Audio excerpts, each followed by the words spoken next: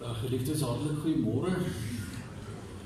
Baie hartelijk welkom hier in die huis van die Here. Dit is so klein bietjie koeler vanoggend, maar ons sal dit vat. Ek hoor die moeilikheid kom in die week. Dan sal ons maar kyk hoe dit vir ons uitwerk, maar ons is hier saam vanoggend. Ons vier vandag die Pinksterfees, wat ook geassosieer word met die warmte en die gloed en die werk van die Heilige Gees. So mag dit ten minste ons harte warm maak as ons gaan begin sing. Ons gaan so 'n aantal liedere sing uit ons gemeente sangbundel en dan in die diens self weer ook uit ons liedboek uit van die Pinksterliedere. Maar kom ons begin met lied nommer 3 in ons gemeente sangbundel. Aan God al die eer, hy wat wondere doen, ons skulde deur Jesus se kruisdood versoen. Dit wat daarop volg, die eerste en die tweede verse.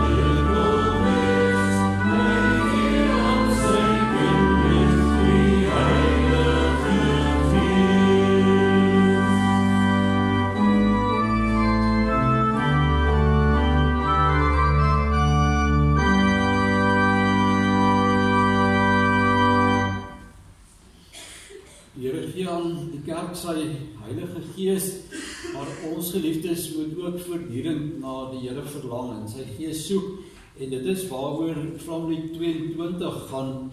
Ek soek U, o God, my God, ek dors na U, soos 'n land sonder water wil ek tot U nader, om by U te wees, om by U te wees. Kom ons sing ook albei die verse van die lied.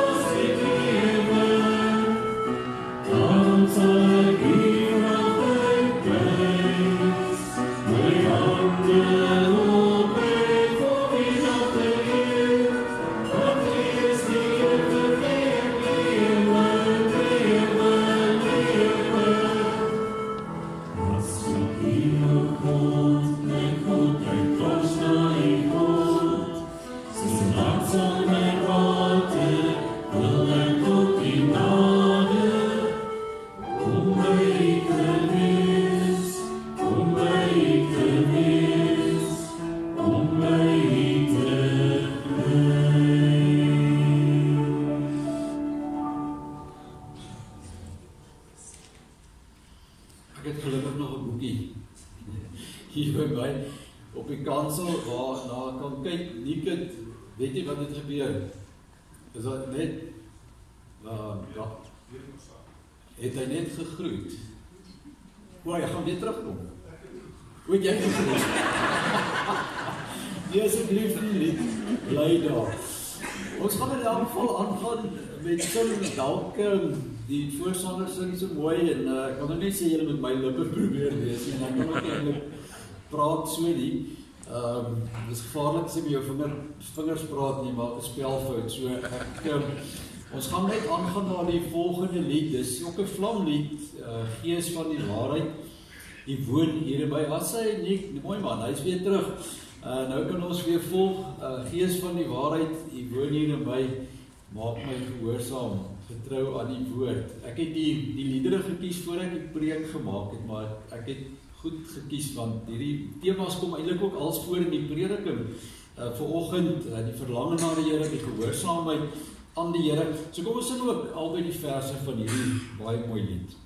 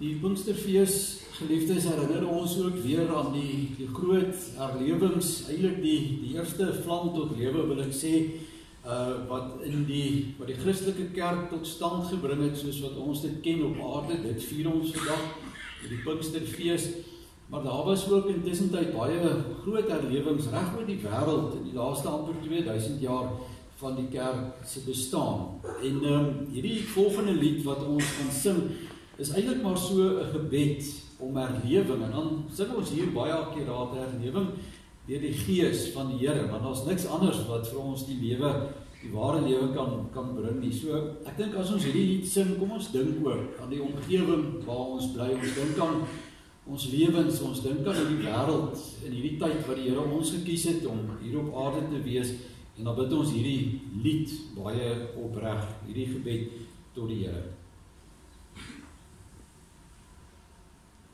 Oh,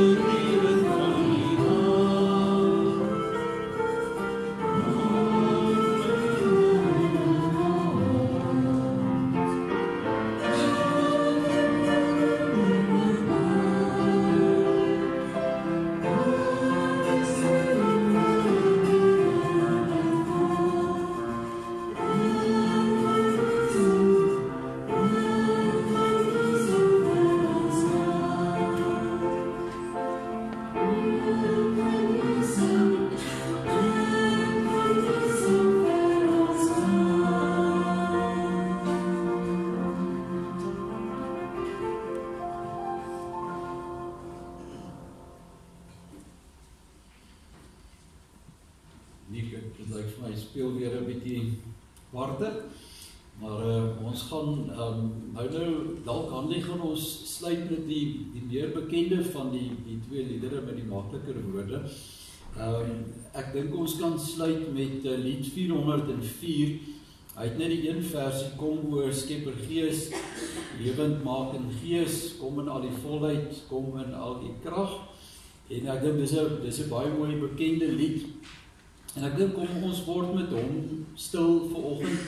Ons kan dit 2 keer saam sing, geliefdes, en kom ons vra dan, kom ons raak 'n bietjie stil en ons vra ook die Here dat hy deur sy gees aan ons hernuwing sal gee. Ook bidden 2 keer hierdie vers.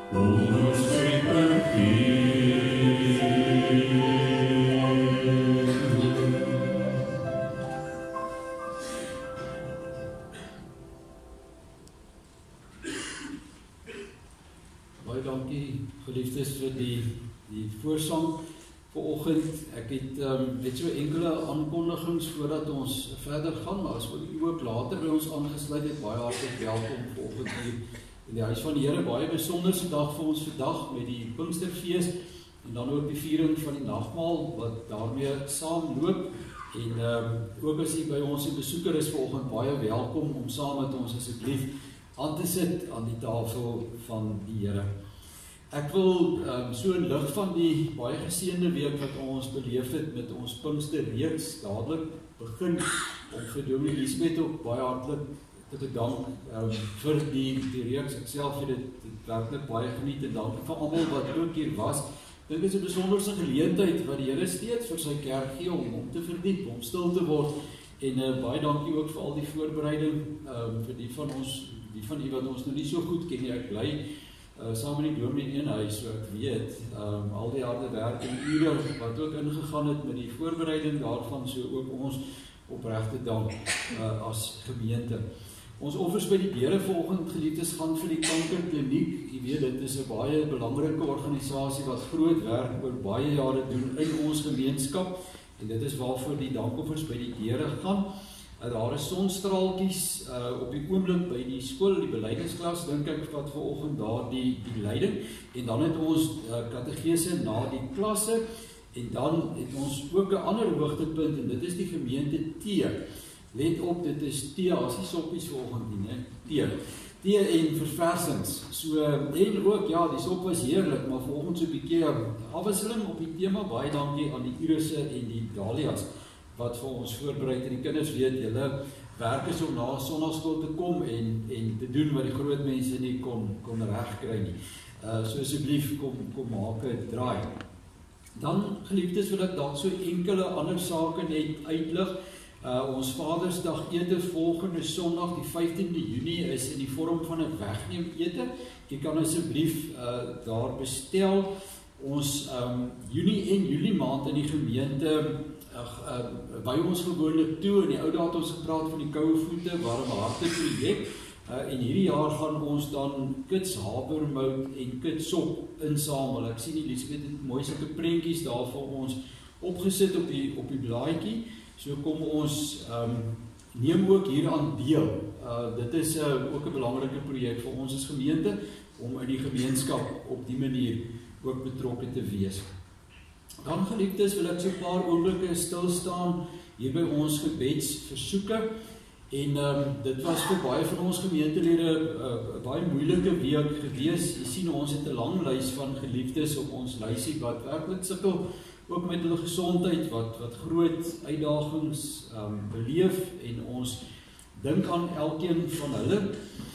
Ons is ook bly om te sien, Anton is vandag terug by ons na sy operasie in die gemeente, en ons is ook bly, ek sien ook Martiens ook hier by ons vanoggend, elkeen wat ook aansterk, ons bly steeds vir julle bid. Dan geliefdes, my oog het nou ook vir Aida na, dit is gevang waar daar sit, en ons het met Jan ook genoem in die konsistorie, hulle jongste klein Marcus was in die week deur 'n voertuig getref op die skoolgronde, en dit is so 'n groot skok vir 'n familie. Nou, ek dink ons almal ken vir klein Marcus goed, hy is 'n vriendelike jong man, gesels altyd baie graag, en hoe het hy gesê, ek is maar net 5 jaar oud. Ons is so bly, hy het nie iets groots oorgekom nie, ons dink steeds aan julle, dit is maar 'n groot skok waardeur 'n mens gaan. Dan wil ons ook geliefdes vir u noem dat Tannie Katie Vermaak, wat nog op ons meelewingslys gestaan het ons Vrydag aand ontval. Ons dink ook in hierdie tyd opreg aan oom Henny, aan Kobus en Adrie, sy skoondogter, en Karia, hulle dogter wat ook hier was in die tyd. Daar is nog nie begrafnisreëlings getref nie, maar ons dink ook aan hulle in die tyd. Dan herinner ons ook aan die begrafnisdiens van Wyle Tannie Marie. Ons almal ken haar ook van Buitendag, is Johan Buitendag se moeder, wat eerskomende Dinsdag 11:00 by Lig en Lewe gemeente se diens sal wees, die van u wat hulle ook goed ken. Ons herinner net aan die diens 11:00 Dinsdag daar by Lig en Lewe gemeente. Geliefdes, kom ons gaan 'n paar oomblikke stil word voor die Here. Ons gaan luister na foto vanoggend wat kom uit die boek Titus uit, wat ook raak aan die herinnering van die uitstorting van die Heilige Gees, en daarna ontvang ons die seën van die Here. Maar kom ons raak 'n paar oomblikke stil. God het die Heilige Gees oorvloedig op ons uitgestort deur Jesus Christus, ons verlosser. So is ons dan deur sy genade vrygespreek en het ons erfgename geword van die ewige lewe wat ons verwag. Amen. Geliefdes, mag daar vanoggend vir julle genade, barmhartigheid en vrede wees, en dit kom van God, ons Vader, die Seun Jesus Christus, en vandag in die besonder deur die kragvolle werk van die Heilige Gees hier in ons midde. Nou as die Here ons so groet, kom ons antwoord hom terug, ons groet hom eintlik terug, as ons staande gaan sing, lied 430, wat ons glo nou enige tyd daar op die borde gaan verskyn. Ja, daar is hy, kom Skepper Gees, besoek u kerk. Ons het ook in die Pinksterweek gesing. Kom ons staan en sing ons hier van die eerste en die 4de verse tot eer van die Here.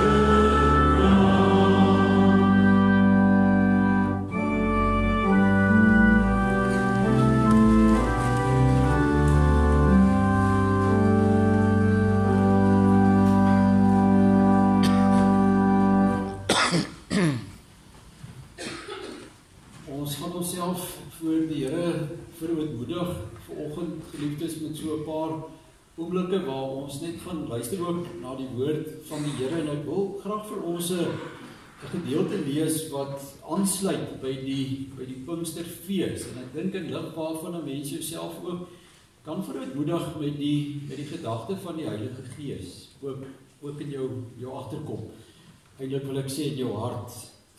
Want wat is dit tog wat die Gees in ons wêreld wou kom doen? En ek dink Paulus vat dit baie mooi saam hier in Romeine 12, die eerste paar verse, as hy sê, nou doen ek beroep op julle broers, en hy praat natuurlik met die hele gemeente, nie net met die mans in die gemeente nie. En hy sê, op grond van die groot ontferming van God, gee julle self aan God as lewende en heilige offers, wat vir hom aanneemlik en volmaak is. En dan sê hy ook, want dit is die wesentlike van die godsdienst wat julle moet beoefen. En dan baie interessant, verder in hierdie gedeelte, sê hy ook, kragtens die genade wat aan my gegee is, sê ek vir elkeen van julle, moenie meer van julle self dink as wat julle behoort te dink nie. Nee, lê jou liewer daarop toe om beskeie te wees in ooreenstemming met die maat van geloof wat die Here vir elkeen toebedeel het.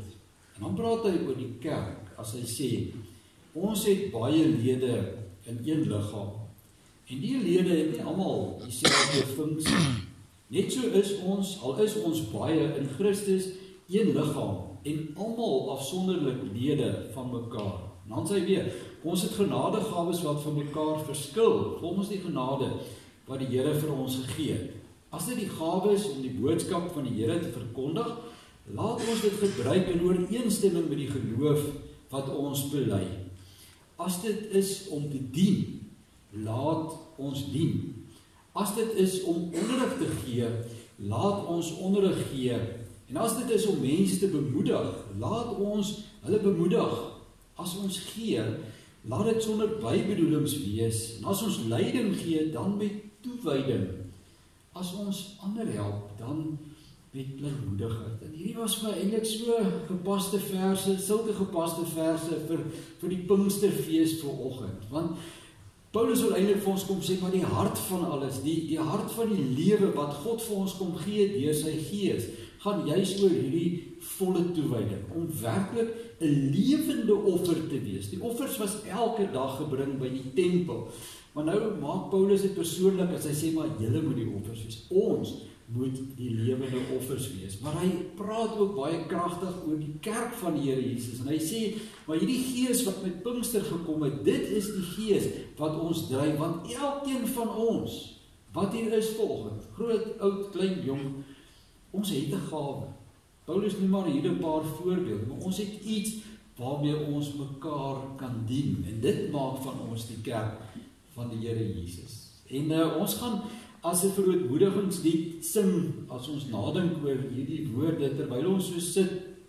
Ons sing dit altyd ook met nagmaal, Klanglied 55, die baie bekende nagmaalslied. Maar jy sal sien, hierdie is eintlik 'n lied met vele fasette. Dit bely skuld, maar dit spreek eintlik ook maar die wens uit, die gebed uit, dat die Here ons sal skoonmaak en dat ons toegewy aan hom sal lewe. Terwyl ons so sit, kom ons sing hierdie lied ook as 'n verootmoedigingslied vir die Here.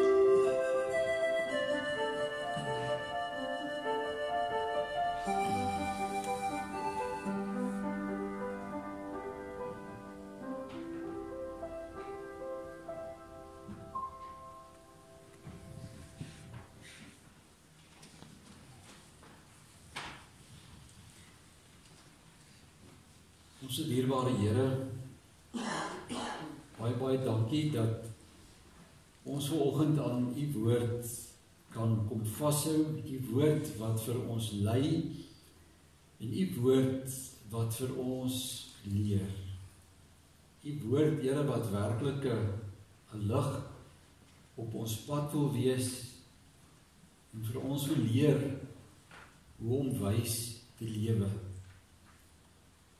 Die woord, Here, wat ook baie keer in ons harte spuit en berou bewerk, as ons kyk na onsself in die lig van U woord en besef hoe baie U vir ons gedoen het en hoe min ons baie keer, Here, vir U doen uit geloof en uit dankbaarheid uit. Maar dankie dat ons kan bely en dat ons kan vashou aan U, Here, wat ons eerste lief gehad het. U wat ons sonde verwyder so ver as wat die ooste van die weste af is. Sodat ons elke Sondag in hierdie momente van verootmoediging weer vernuwe kan word. En dat ons kan besef, U is vir ons goed. En dat ons skoon en rein voor U kan lewe. Here, waar ons vandag ook in ons kerk, in die besonder die uitstorting van die Heilige Gees feeslik kom vier, saam met die nagmaal, is dit my opregte gebed, o Gees, dat U vanoggend deur die woord in elke hart sal inspreek, dat U vir ons ook sal aangryp, wanneer ons die tekens van die wyn en die brood gebruik, dat hierdie hele erediens, saam met hierdie week wat ons ervaar het, dat dit vir ons waarlik, Here, sal bring, tot nuwe moed, tot nuwe geloof, tot die sekerheid, waarvan ons ook gehoor het in die Pinksterreeks. Here, help ons om werklik hierdie oomblik vas te gryp vanoggend. Hierdie oomblik van 'n erediens wat U eintlik al lank al aangeteken het, wat U het geweet wie vandag hier gaan wees. U het geweet, Here, wat elkeen van ons se behoefte is, en U het geweet, Here, wat hier verkondig moet word. En daarom wil ons vra, seën ons en mag ons U teenwoordigheid nou op 'n baie kosbare en 'n besondere manier ervaar. Ons bid dit in die wonderlike naam van Koning Jesus. Amen. Twee gedeeltes vanoggend, geliefdes, uit die Nuwe Testament. Ek wil amper sê die klassieke Pinksterteks. Ek vind dit regtig moeilik om by hierdie geleentheid te preek sonder die Pinksterteks, die Pinkstergebeure as basis. En dan gaan ons ook uit Paulus se tweede brief aan Timoteus 'n paar verse saam lees. 2 Timoteus 1, net om die boodskap ook persoonlike invalshoek te gee, gaan ons uit so 'n persoonlike brief lees. Dit is bekend as een van die pastorale briewe. Paulus, weet julle, was Timoteus se geestelike vader. Timoteus was een van sy jong medewerkers ook gewees. En dan op 'n stadium vind Paulus dit nodig om ook so 'n pastorale woord aan Timoteus terug. So ons gaan ook uit daardie gedeelte 'n paar verse lees. Maar kom ons begin by Handelinge 2, hier vanaf vers 1. Toe die dag van die Pinksterfees aanbreek, was hulle almal op een plek bymekaar. Skielik was daar 'n geluid uit die hemel, soos van 'n geweldige stormwind, en dit het die hele vertrek gevul waar hulle gesit het. Hulle het iets soos vuur gesien wat in tonge verdeel en op elkeen van hulle gekom het. Almal is met die Heilige Gees vervul en hulle het in ander tale begin praat soos die Heilige Gees dit aan hulle gegee het om onder sy leiding te doen. Daar het godsdienstige Jode uit al die nasies onder die son in Jerusalem gewoon. Toe die mense die geluid hoor, het 'n groot skare saamgedrom. En omdat elkeen gehoor het hoe daar in sy eie taal gepraat word, het hulle nie geweet hoe hulle dit het nie. Verras en verbaas sê hulle toe, die mense wat daar praat is tog almal Galileërs.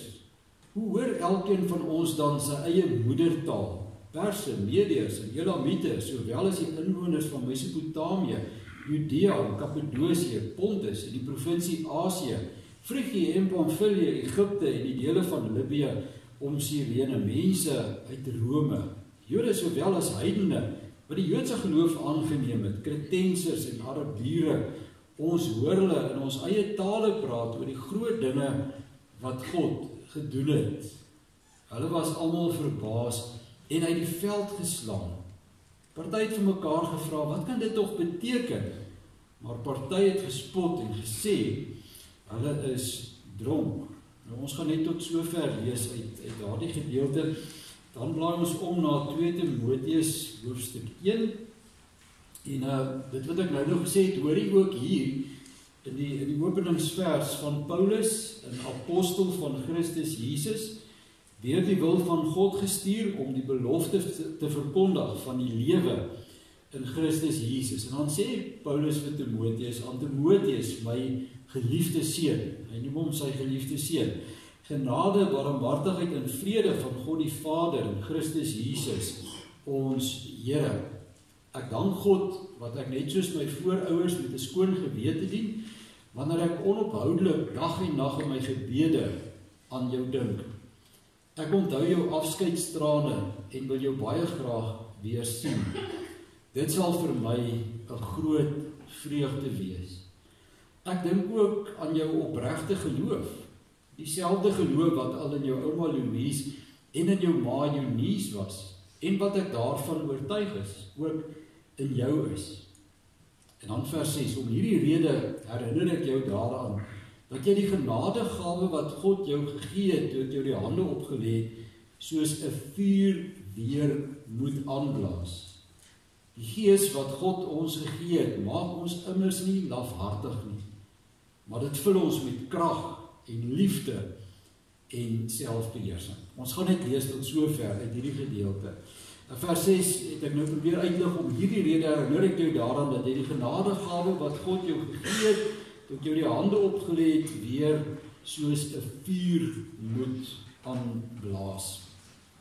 Geliefdes, oor die afgelope week tydens die Pinksterdienste het ek agtergekom dat daar iets is wat in ons kerkgebou verander het. En toe ek dit agterkom, het ek gewonder of ek nou reg sien, en ek het my bril so 'n bietjie skoon gemaak en weer gekyk. En toe besef ek, nee, maar ek het reg gesien. En nou wonder ek, en dis dalk nou 'n moeilike een, maar nou wonder ek, wie van julle het dit ook al raak gesien? En die dominee mag nou nie sê nie, want sy weet waarvan ek praat. Maar ek sal julle 'n leidraad gee. Dit is vanoggend hier reg voor julle in die liturgiese ruimte, iets wat verander het. Nou vir die kinders, die liturgiese ruimte is nou maar net 'n fancy woord vir hierdie gedeelte hier voor die preekstoel, waar daar die nagmaal byvoorbeeld plaasvind. Maar iets in hierdie ruimte het verander. Dit is nou nie 'n nagmaalstafel wat hier staan nie. Julle mense wat nou in die 8 ander vleuel sit, sal dalk nou nie weet nie. Maar is daar iemand wat dalk gesien het wat ek gesien het? Kan ek maar sê, ons kanselkleed wat die Pinkster gebeure uitbeeld, het van kleur verander. Hierdie kanselkleed, sien julle dit ook, het van kleur verander. Dit het van 'n baie donkergroen skakering of van 'n baie donkergroen na so 'n skakering, dit lyk vir my na 'n skakering van bruin verander. Veral as in die aand kan jy dit mooi sien as die ligte daarop skyn. En ek sien julle almal frons nou so, julle kan soos ek ook na die diens, ek het kom kyk nou die aand om seker te maak ek sien nie verkeerd nie. Maar die van julle wat hulle hele aantal jare in die gemeente is, sal dalk ook nou die verskil eien nou dat ek dit genoem het. En met ons gemeente se 50-jarige feesvieringe, en dit is nou ook al in die jaar 2002, 23 jaar gelede, het dames van ons gemeente ingespring om vir ons 'n reeks van nuwe kanselklede te maak. En ons het hulle gevra, hulle moet eintlik die groot momente van die liturgiese jaar en dan nou ook ons liturgie probeer vasvang op doek. En u ken van daardie tyd af al die verskillende kanselklede wat ons het. Hulle hang laat in die galery en ons noteer hulle dan soos nodig. Wyle tannie Rikkie van der Berg het vir ons hierdie kleed van die Pinksterdag gemaak. En toe ons dit ontvang het, 23 jaar gelede, was hierdie materiaal donkergroen. Die simboliek daarachter was dat die groei en die lewe van die kerk aangesteek was deur die uitstorting van die Heilige Gees, waarvan die simboliek hier voor u is, in die vorm van die vlamme en die duif op hierdie kleed. Nou het ons nie gegaan en intussen tyd hierdie vlamme en die duif oorgesit op ander materiaal nie. Nee, daar het iets met hierdie materiaal gebeur. En ek wonder of die kinders weet, wat noem 'n mens dit, as daar so iets met 'n stuk lap gebeur? Wat het met hierdie kanselkleed gebeur? Weet julle? Wat noem ons dit? Sien, mamma, gee daar die antwoord aan my, dat ek maar sê. Wat het met hierdie doek gebeur? Julle is so stil soos muise volgens. Dit het verblyk. En hierdie proses van verblyking is eintlik nogal iets interessant. Want verblyking vind plaas as gevolg van die blootstelling aan die elemente. Dit geskied gewoonlik oor 'n lang tyd en in die reël vat mense baie lank om agter te kom dat dit besig is om te gebeur. Maar dit is presies wat met hierdie kanselkleed gebeur het. En nou was hierdie beeld, geliefdes, van die verblykte Pinksterdoek vir my eintlik 'n baie treffende invalshoek vir vanoggend se Pinksterfees.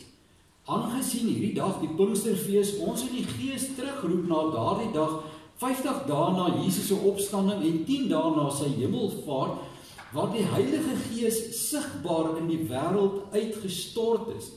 En ook daardie dag wat eintlik die begin van die Christelike kerk, soos ons dit nou nog het, gemerk het. So eintlik vier die Christelike kerk vandag ook sy verjaarsdag.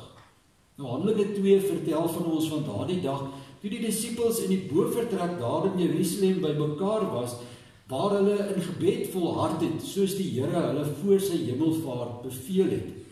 Ons lees van hierdie opdrag in Handelinge 1 se 4de vers, terwyl hy 'n keer saam met hulle aan tafel was, het hy hulle beveel, moenie van Jerusalem af weggaan nie, maar bly wag op die gawe wat die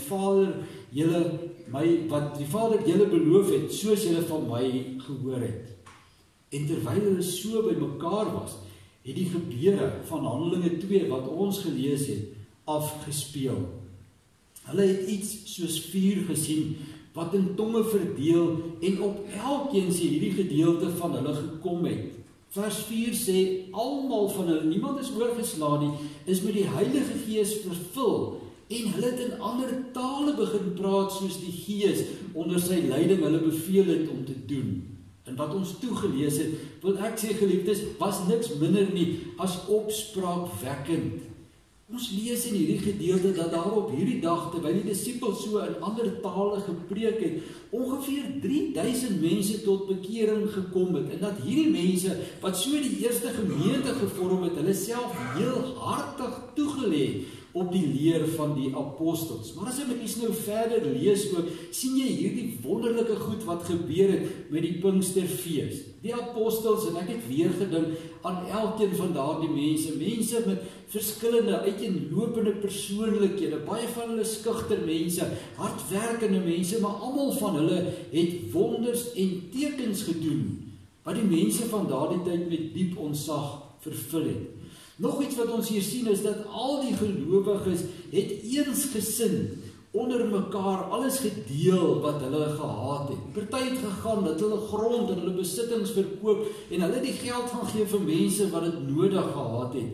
En baie interessant, hulle was elke dag getrou by die tempel wat hulle by mekaar gekom het. Hulle het na mekaar se huise toe gegaan en daar die nagmaal gevier. Hulle word genoem hier dat hulle 'n blydskap beleef het en dat hulle God geprys het. En iets anders mooi wat ons ook hier lees is dat die wêreld van daardie tyd vereers hulle baie goed gesind was en die Here het elke dag mense by hierdie gemeente gevoeg. As mens dit nou, wat jy hier lees, moet probeer saamvat onder 'n paar woorde, dan is die beeld wat ons kry van die Pinksterdag, hierdie dag wat ons vandag vier, en van die daaropvolgende periode, dan kan ons sê, hierdie dag staan in die teken van lewe en van groei. Ek het so 'n ander woord ook hier in hakies gesit langs die lewe. Vitaliteit is eintlik nogal vir my 'n mooi woord wat lewe beskryf, maar kom ons sê maar net, ons kan hierdie dag opsom met hierdie twee woorde van lewe en groei. En as ons as kerk van die Here Jesus byna 2000 jaar later vandag ook hierdie gebeure vier, is dit waarin ons herinner word. Is dit wat die Here vanoggend in jou en my hart wil wakker maak, is dat die Gees vir ons lewe en groei bring. In ons eie kerk se geskiedenis, onthou u dalk uit die geskiedenis daar, dat op die 19de Mei 1861 so 'n herlewing in die Strooidak Kerk in die Parel uitgebreek het. Toe daardie gemeente ook besluit het, maar ons gaan op voetspoor van die apostels, gaan ons ook van die eerste dag na Hemelvaart vir 10 dae lank gaan ons kerk toe kom en ons gaan huise bymekaar kom en ons gaan die Here smeek vir herlewing. En dis waar die gebruik aan ons eie Pinksterreeks ook vandaan gekom het. Wat vir my baie aangrypend was, is dat hierdie nie 'n geïsoleerde gebeurtenis was, net in ons land nie, maar ons weet dat die herlewing in Suid-Afrika vooraf gegaan was, deur groot herlewings in Amerika en in Europa. En hierdie kerk, wat ons so goed ken, het ook met Pinksterdag in daardie jare 'n ontwaking en 'n herlewing beleef. Wat ek wil sê, geliefdes, ons nie weer gesien het eintlik sedert daardie tyd nie. Maar dis presies wat hierdie kanselkleed ook wou uitbeeld, toe dit 23 jaar gelede nog vars was, om simbolies te wees van die lewe en die groei wat die Gees vir ons bring. En dit het my nogal laat wonder, maar wat is die boodskap van hierdie verbleikte kanselkleed wat ons deesdae voor ons sien? En ek het gedink op 'n manier, is dalk dit so 'n klein stukkie profetiese getuienis wat agter hierdie verbleikte kleed kom sit. Dat dit eintlik amper gesien kan word as 'n tipe van 'n spieël waarin ons onsself en die gemeente en die kerk van die dag kan sien. Want is dit nie ook so met jou en my geliefdes, dat ons deesdae ook maar baie keer 'n verbleikte beeld van die lewe en die groei van die Gees na buite uitstraal nie? Dat ons baie keer deur die aanslag van die lewe, die blootstelling aan die geestelike elemente, die groen kleur van groei en van lewe verloor. As ek so kyk na ons eie gemeente, is dit vir my baie keer as ons so 'n kleed eintlik 'n spieël is waarin ons kyk, as ons sien hoe ons banke net leer raak op 'n Sondag, as ons baie keer voor ons sien die moedeloosheid van mense wat geknak word deur hierdie lewe, dan is dit eintlik asof hierdie verbleikte beeld so ietsie na ons terugkaats van dit wat in ons eie lewens, in ons eie gemeente aan die gang is. Sien jy ook wat ek sien? Of dan, wat sien jy volgens van jouself in hierdie kanselkleed? Daarom wou ek by die Pinksterfees ook uit hierdie persoonlike brief van Paulus aan Timoteus gelees het. Want Timoteus, die jong dominee daar in Efese, medewerker van Paulus, het op 'n stadium ook so 'n stuk verbleiktheid in sy eie geestelike lewe ervaar. As mens die briewe mooi lees, kom jy agter sy entoesiasme, sy ywer, sy oorgawe in diens van die Here het begin taam. Ons weet uit die geskiedenis dat dit sy eie blootstelling aan die kritiek was van die mense van sy tyd, mense wat neergesien het omdat hy nog jonk was, het hom op 'n punt gebring waar Paulus hom moes herinner om hierdie vlam van die geloof weer aan te blaas, om weer sy groei in sy verhouding, die lewe in sy verhouding met die Here Jesus terug te kry. En die beeld wat Paulus hier gebruik van 'n vlam wat weer aangeblaas moet word, vat dit eintlik mooi saam. Ons weet ook wat gebeur met 'n braaivleisvuur wanneer jy nie genoeg hout vir dit voer nie. Dit blus éventueel uit. 'n Vuur gaan dood as dit nie gevoer word nie. Dit is presies wat met hierdie kleed voor ons gebeur het. Die fit, die lewe, die kleur daarvan is uit. En daarom sê Paulus vir Timoteus, maar jy moet weer die vlam aanblaas. Die Griekse woord wat hier gebruik word is nogal 'n langerige een, anasopureo, wat beteken hy moes eintlik die geloof weer stook soos 'n vuur gestook moet word. My geliefde, as die Gees vanoggend ook 'n hinkering na lewe en groei in jou eie hart kom plaas, As dit ook iets is waarna jy vanoggend verlang, soos Timoteus daarna verlang het, dan moet ons vra, maar hoe kry ons dit reg? Hoe kry ons weer die kleur terug in ons verhouding met die Here, die groen van lewe en groei? Ek wil dit net saamvat in 2 woordjies vanoggend wat ons maklik kan onthou. Verlange en gehoorsaamheid. Ek was bly dat die sang ook daarby aangesluit het vanoggend. Verlange en gehoorsaamheid is die goed waarmee ons weer die kleur in ons geloof, ons verhouding met die Here terugkry. Kom ons gaan vir 'n oomblik terug na die disippels toe. Ons moet probeer onthou dat die tyd tussen Hemelvaart en Pinkster was vir die disippels 'n tyd gewees van intense verlange na die Here en na sy krag. Ek dink baie keer daaraan dat hierdie tyd vir hulle eintlik 'n geweldige traumatiese tyd ook was. Onthou dat die Here Jesus eintlik baie wreed en skielik uit hulle kring geroep is met sy kruisiging. En vir 'n kort 40 dae na die opstanding was hulle weer met die Here Jesus herenig. Maar ons het gelees, lank reeds voor Jesus se weggaan in Johannes 13, toe die Here vir hulle gesê het, maar ek gaan julle verlaat, was hierdie disippels geweldig ontsteld geweest. Dis hoe ek sê, ek dink hulle was eintlik maar so 'n bietjie getraumatiseer geweest in hierdie tyd.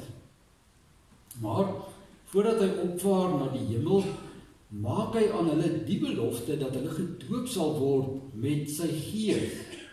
Vir 10 dae, hierdie 10 dae lank wat hulle bid, verlang hulle intens daarna, dat die belofte van die Here Jesus waar sal word.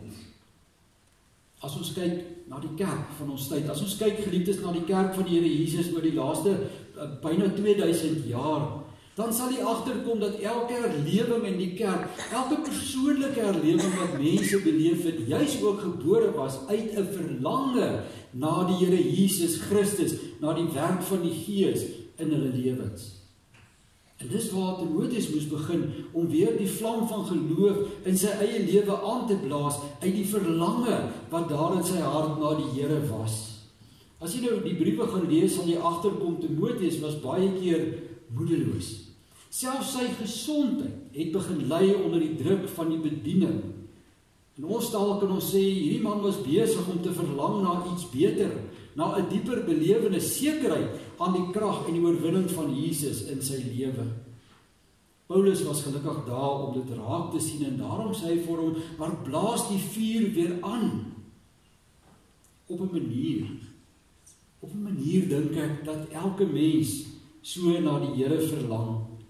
Maar ons erken dit nie graag nie. Juis en veral nie in ons dag nie. Mense sal raak met jou sê jy verlang na iets sterker, na iets dieper van mense sê, ag nee man, 'n mens praat nie so nie. Ons leef in die tyd van die sogenaamde volwasse mens. Kyk, ons kan vandag letterlik alles vir onsself doen. En daarom sal baie mense eerder iets oorkom vandag, voordat hulle sal erken dat hulle na die Here verlang. Maar as jy met hulle begin praat, geliefdes, dan hoor jy baie keer oor die onsekerheid van mense. As jy kyk na die lewe van mense om jou, kom jy agter hoe broos hulle is, die elemente, die aanslag van hierdie lewe wat ons geloof baie keer laat verblyk, soos hierdie doek. En dit is waar herlewing begin. Dit begin by mense verlange na die Here, by daardie besef in jou eie lewe, jou eie omstandighede, dat jy iets groter nodig het. Nee, ek sê verkeerd, dat jy iemand groter nodig het. As daar in jou lewe vanoggend iets is waarna jy verlang, my geliefde, moet dit nie probeer stil met goed wat nie versadig nie, moet dit nie probeer stil met dinge wat net tydelik is nie, en moet dit ook nie uitstel nie. Luister, wat sê Johannes vir die mense daar in Laodicea, wat gesê het, ons is ryk, ons het skatryk, ons het niks meer nodig nie. Hy sê vir hulle, maar julle is eintlik dwaas.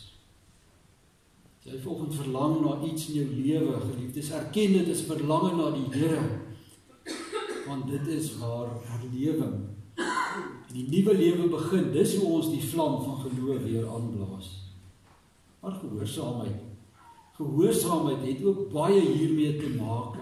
Ons moet ook nie vergeet dat hierdie disippels op die Pinksterdag in opdrag van die Here Jesus daar in die boventrek by mekaar was. Ek het dit al reeds gelees, Handelinge 1 vers 4, die Here het hulle beveel, moenie van Jerusalem af weggaan nie, maar bly wag. Moenie weggaan nie, bly wag. Dit was 'n opdrag. Die Here het goed geweet wat hy vir sy disippels beplan het en hoe hy daardie eenvoudige mense as instrumente in die totstandkoming van die kerk wou gebruik. Let nou op, tog laat die Here iets aan hierdie hele verhaal aan die gehoorsaamheid al dan nie van die disippels oor. En toe hulle op die 10de dag nog gehoorsaam daar gesit het en gebid het en bly wag het, toe stort die Here met krag sy gees oor hulle uit en die Pinkstergebeure vind plaas. En dit het my nogal weer opgeval dat Jesus met hierdie opdrag wat hy die disippels gegee het om te wag, dat hy nie 'n aantal dae daaraan gekoppel het wat hulle moes wag nie. Die oorspronklike Griek sê vir ons, hy het vir hulle gesê, nie baie dae van nou af sal die Heilige Gees kom nie, maar dit kon nou enigiets beteken het. Ons nuwe vertaling sê, julle sal binne 'n paar dae, nou 'n paar dae vir my is 2. Hierdie was nie 2 dae nie, dit was meer gewees. En ek het al gewonder, maar wat het in daardie bovertrek aangegaan? Toe hierdie disippels vir 10 dae daar moes sit en wag en bid. Dag 1, hulle het gebid en hulle het gewag op die Gees. Die Here het ons nou die belofte gemaak. Maar daar gebeur niks. Dag 2, hulle het weer gebid en hulle het weer gewag. Dag 3, 4, 5, 6, 7. Ek dink daar was 'n versoeking onder baie van hierdie manne gewees om maar op te gee met die Here, om te sê, broers, maar het ons die Here nou reg gehoor, moet ons nie maar gaan nie, want ons is ook maar bang in hierdie tyd wat die Romeine als met ons wil aanvang, nou dat die woord aan Jesus waar geword het.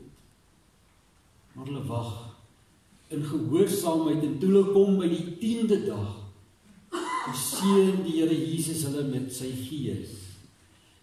Want jy sien, nuwe groei en lewe begin waar ons gehoorsaam na die wil van die Here soek. As jy soek volgens na iets, my geliefde, moet jy ook gehoorsaam wees aan die woord van die Here. Ons weet tog wat sy wil is. Ons het dit so mooi gehoor ook in hierdie Pinksterreeks, dat die Here vir ons sekerheid, dat hy vir ons voluit gun. Maar baie van ons dink, ek kyk baie keer op ons horlosies en ons sê, ag, die Here gee nie vir my wat ek wil hê in hierdie lewe nie. Spreekwoordelik gaan ons weg van Jerusalem, gaan ons weg van die plek waar die Here gaan werk. As ek in persoon, as ons as gemeente weer die kleur in ons verhouding met die Here wil terug hê, as ons die vuur van Pinkster wil beleef, dan moet ons weer gehoorsaam aan die wil van die Here word in ons lewens en in die lewe van die kerk. Ons moet verlang na die Here, maar ons moet ook gehoorsaam wees as ons groei wil ervaar. Daarom dink ek, is ons baie bevoorreg om vandag ook saam met die Pinksterfees die nagmaal te kan vier. Want geliefdes, die nagmaal is juis vir mense wat na die Here verlang en wat graag sigbaar 'n nuwe verbintenis tot gehoorsaamheid aan die Here wil maak. En ek wil jou uitnooi vanoggend, as jy na die Here verlang, dat jy jou hand vanoggend op 'n spesifieke manier en gees sal uitsteek om die brood en die wyn te neem, eintlik as 'n simbool, dat jy verlang na die Here, dat jy glo jy hom nodig het.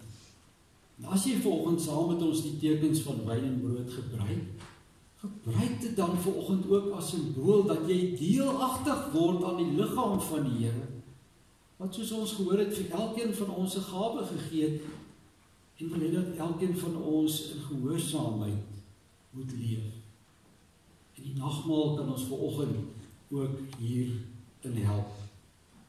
Ek wil afsluit deur te sê dat, soos ek hierdie preek gesit en skryf het ek nogal aan wyle tannie Rietjie van 'n berg gedink wat vir ons die kleed gemaak het. En ek is baie seker as dat die Rietjie vandag hier saam met ons was, as hy na hierdie diens na my toe gekom het en gesê, ag nee, maar nou nie, ek sal vir julle weer 'n nuwe een maak wat weer die groen terug het. Maar ek dink ek sou van gesê, nee tannie, kom ons los die verbleikte kleed. Dit is nodig dat ons baie keer ook die verbleiktheid in ons eie lewe sien, dat ons daaraan herinner word. En ek sou wel gesê, tannie, kom ons gaan eerder uit na ons lewens en laat ons deur ons lewens, soos wat Paulus gesê het in Romeine 12, ware en lewende offers vir die Here wees, dat as die wêreld ons sien, hulle donkergroen kan sien, die simbool van lewe en groei. Mag die Here vandag vir jou en my aansteek daartoe, wanneer ons ook nou saam gaan aansit aan die tafel van die Here. Ek wil enkele saakies uitlig uit die formulier vanoggend, geliefdes. Maar ek wil julle eintlik net herinner dat voordat die tafel in gereedheid gebring word, ons altyd moet onthou, as ons ook nagmaal vier, die Here dit self vir ons gegee. Kyk, die Here weet, hy weet hoe die elemente sy kinders baie keer verblyk in hierdie wêreld, en daarom sê Paulus ook in 1 Korintiërs 11, ek het van die Here ontvang wat ek ook aan julle oorgelewer het. In die nag waarin die Here oorgelewer is, het hy hierdie opdrag gegee, en hy die brood, toe hy dit geneem het, die Here daarvoor gedank, hy het dit gebreek en gesê, dit is my liggaam, en dan het hy gesê, dit is vir julle. Gaan gebruik dit tot my gedagtenis, sodat julle in die geloof kan bly groei, en lewend kan wees. Die nagmaal, soos ek nou gesê, as 'n mens deelagtig wil word aan die Here deur die nagmaal te gebruik, dan vier ons mos juis nou volgens ons verbintenis met die Here. Die nagmaalsformulier sê ook, maar dis 'n waarborg, want ek weet, sodra ons weer uitgaan en môre begin weer met al sy moeilikheid en aanslae, dan soek ons weer na iets dieper, na iets vaster. Maar die formulier sê, hierdie wat ons nou gaan doen, waar ons gaan deel hê, is ook 'n waarborg. En dan wil ek sommer net hier by die laaste 2 gedeeltes van die formulier aansluit wat sê, maar hierdie is ook 'n vreugdefees. Julle gesien toe ons dit gelees het, die eerste gemeente het met blydskap die Here geloof en geprys. Dis wat die Here vir ons wil gee, is vreugde, en hy doen dit vanoggend deur die boodskap en deur die nagmaal. En dan uiteindelik sê dit, dis 'n uitnodiging om die aandeel in die volle verlossing van die Here te gaan vier. Geliefdes, dis wat ons het in hierdie lewe. Dit wat ons het vandag, gaan ons nie vir altyd hier op aarde hê nie, maar die een wat ons gaan bou, is die oorwinning in Christus, in die lewe wat hy gee. En dit is waaroor hierdie feesmaal gaan, en ek nooi jou hartlik uit om daaraan deel te hê. Ons gaan terwyl ons diakens vir ons die tafel in gereedheid bring, gaan ons 'n lied saam sing. As tussen lied, ons kan maar sommer staan op, dan trek ons bietjie ons bene. Lied 463 uit ons lied uit. Dis 'n baie mooi Pinkster lied wat sê, herskep o Gees, laat leef o Gees, laat kom die koninkryk met mag. Kom ons staan, dan sing ons die eerste, tweede en die derde verse. We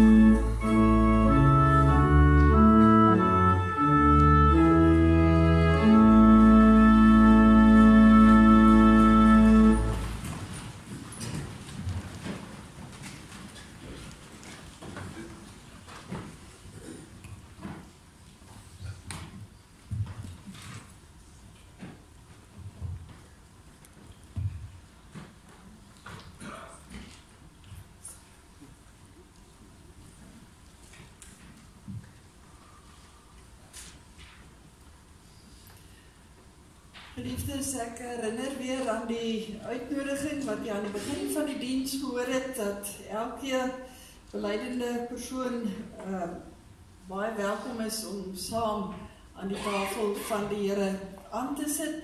Net so een of twee praktiese reëlings. Ons deel eers die teken van die wyn en die brood aan u uit, en ons vra dat u dit asseblief net by u sal hou, totdat almal dit ontvang het en die diakens ook bedien is. En daarna sal ons die instelling doen en dit saam geniet. In die wynskinkbord in die middel is daar 'n anderskleurige vloeistof, dis druiwesap, sou u dit verkies.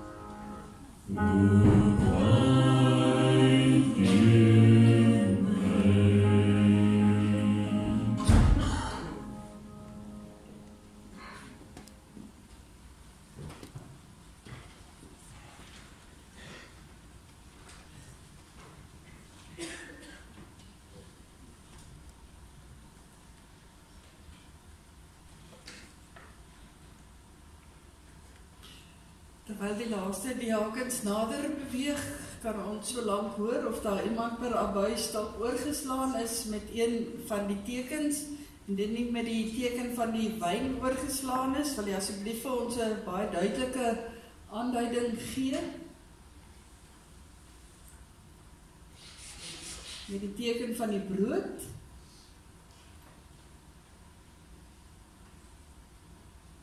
Baie dankie, diakens.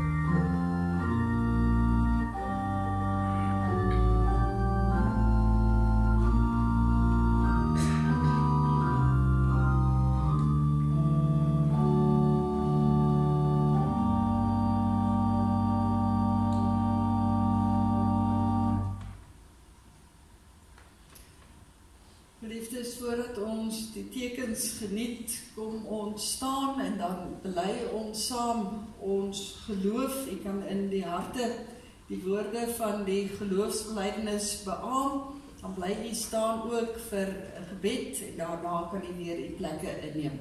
Kom ons staan vir die geloofsbelijdenis en 'n gebed.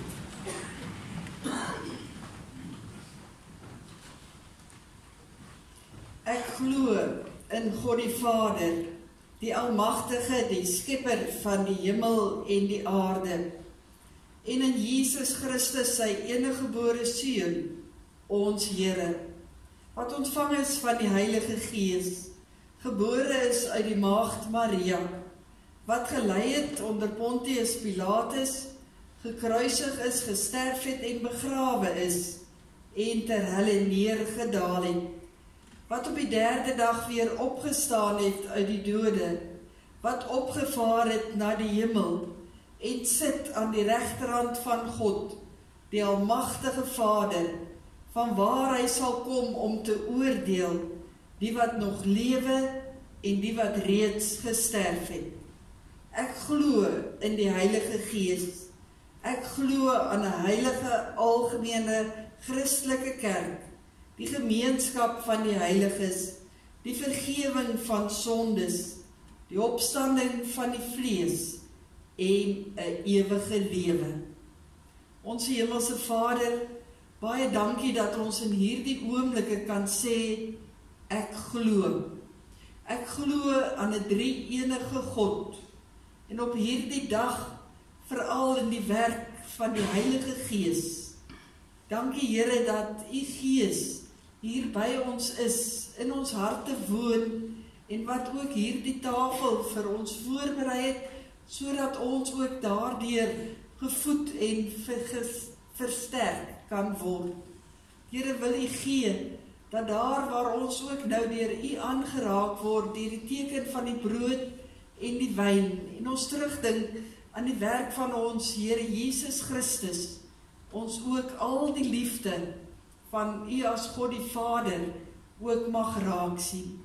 Versterk ons deur hierdie maaltyd, gee vir ons opnuut die moed en die geloof om te gaan leef as U kinders, soekend na U wil, gehoorsaam, met 'n verlange in die hart om elke oomblik U te beleef en uit te leef.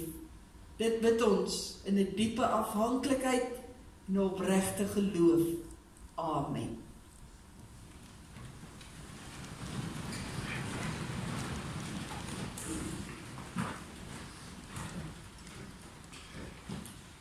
Die brood wat ons breek is die gemeenskap met die liggaam van ons Here Jesus Christus. Neem, eet, dink daaraan en glo dat sy liggaam vir ons gebreek is vir die volkome versoening van al ons sonde.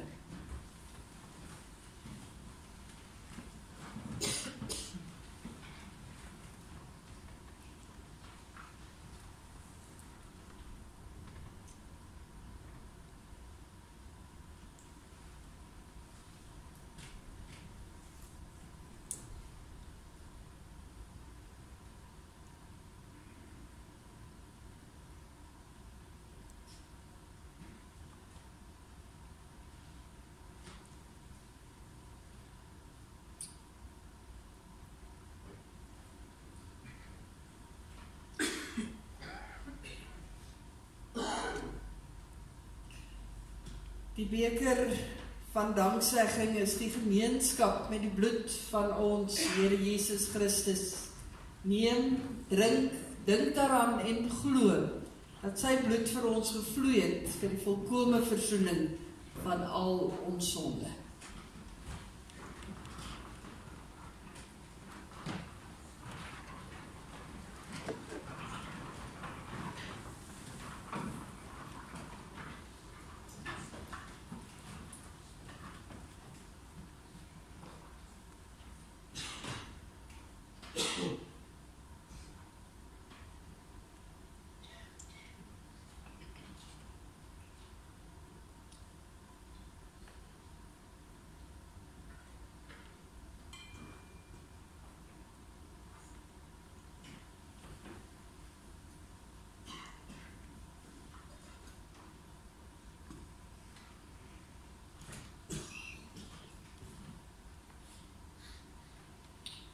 Waar die Here ons versterk het aan 'n nagmaalstafel, deur sy woord vanoggend, ook deur sy gees, is daar 'n groot dankbaarheid in ons harte, en ons wil iets van daardie dankbaarheid ook teenoor die Here verwoord. En daarom gaan ons staan en ons gaan luister na 'n gedeelte uit Psalm 138, dan doen ons ook 'n dankgebed.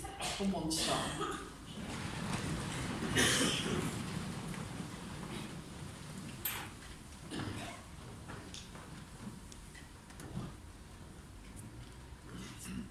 Ek wil U met my hele hart loof, laat die gode maar hoor. Dit is tot U eer dat ek sing. Ek wil na U heilige tempel toe buig en U naam roem om U liefde en trou, want U het U naam en U woord bo alles gestel. Toe ek na U geroep het U my gebed verhoor, my nuwe krag gegee. Die Here sal vir my alles goed laat afloop. Aan U liefde, Here, is daar geen einde nie. Moet tog nooit die werk van U hande laat vaar nie. Here, met hierdie woorde bring ons aan U al die dank en die lof en die eer, omdat U op 'n wonderlike manier met U kinders werk, presies weet wat ons nodig het, en daarvolgens ook vir ons voorsien en in ons ook werk. Here, dankie. Dankie vir 'n Pinksterdag. Dankie Here dat ons die hele week kon uitsien na hierdie dag waar ons as u kinders kan saam wees en kon terugdink aan die uitstorting van die Heilige Gees wat gemaak het dat u kerk in hierdie wêreld in beweging gekom het, begin groei het, begin leef het, begin omgee het, en dat u vir elkeen van ons 'n gawe gegee het wat ons kan uitleef, juis binne in die kerk, sodat ons hier na mekaar kan omsien, maar uiteindelik ook buite in die wêreld. En Here, mag elkeen vanoggend van waar ons hier gevoed is aan 'n nagmaalstafel, weer hier uitgaan by hierdie deure en gaan groei daar waar u vir ons neergesit het. Dat ons waarlik, Here, u Gees gehoorsaam aan sal wees en sal soek daar waar u vir ons wil gebruik. Dat ons 'n verlange in die hart sal hê om u sigbaar te maak, nie net in ons eie lewe nie, maar ook aan die mense rondom ons. Mag u Gees nou kragtig ook verder in ons werk, hier waar ons bemoedig en versterk is aan 'n nagmaalstafel. Ons bid dit in u wonderlike naam. Amen.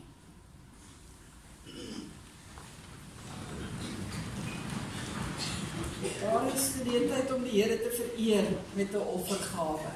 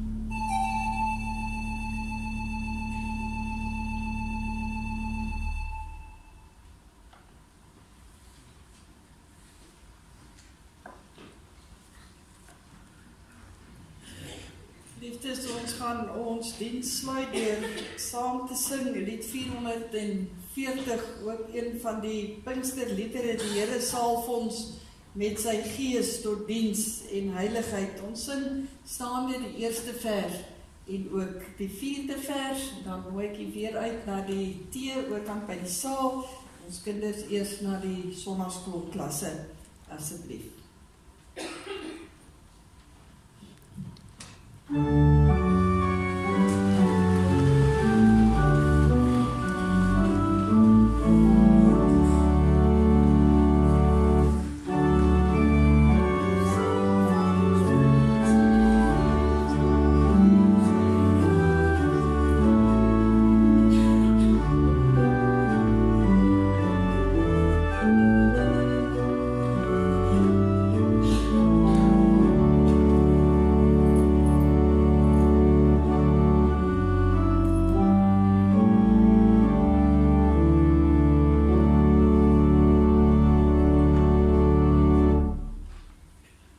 Ontvang die seën van die Here, die genade van ons Here Jesus Christus en die liefde van God ons Vader en die gemeenskap van die Heilige Gees sal by ons elkeen wees en bly.